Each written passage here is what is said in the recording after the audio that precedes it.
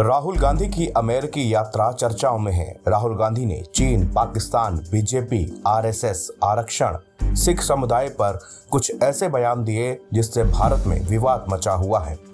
BJP नेताओं का कहना है कि विदेश जाकर भारत की छवि को धूमिल करने में राहुल गांधी को अच्छा लगता है। ये उनकी आदत में शुमार हो गया है।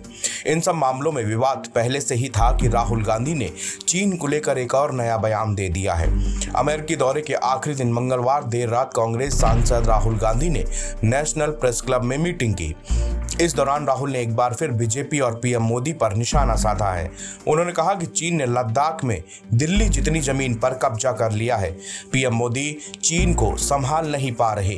राहुल ने आगे कहा कि चीनी सैनिकों ने लद्दाख में दिल्ली के आकार की जमीन पर पूरी तरह से कब्जा कर रखा है। यह एक आपदा है। मीडिया इसके बारे में लिखना पसंद नहीं करता। अमेरिका कैसे रिएक्ट करता है? क्या राष्ट्रपति यह कहकर बच जाते हैं कि मामला अच्छी तरह से संभाला है? मोदी चीन को नहीं संभाल पा रहे। राहुल गांधी के इस बयान पर भी हंगामा होना तय है, क्योंकि राहुल गांधी ने पहले भी भारत और चीन के मसले पर बयान दिया। तब भी राहुल गांधी के बयान पर विवाद गहराया था। राहुल गांधी ने पीएम मोदी, बीजेपी, आरक्षण, जाति जनगणना, बांग्लादेश के हालात, भारत चीन अमेरिका के संबंधों पर भी खुलकर बात की है। उन्होंने कहा कि कांग्रेस ने फ्रीज बैंक खातों के साथ चुनाव लड़ा। मुझे ऐसा कोई लोकतंत्र नहीं पता जहां ऐसा होता हो। पिछले 10 साल में भारतीय लोकतंत्र पर हमला हुआ है, इसलिए बहुत कमजोर हो गया है। राहुल गांधी के बयान पर हरदीप सिंह पुरी ने पलटवार भी किया है। उन्होंने कहा कि राहुल गांधी आधी अधूरी बातें क्यों कहते हैं। राहुल गांधी वो कारण बताएं जिसके कारण उनका अकाउंट फ्रीज किया गया था। राहुल गांधी बुधवार को वाशिंगटन के कैपिटल हिल में अमेरिकी कांग्रेस यानी कि संसद के कई नेताओं के साथ मुलाकात करेंगे।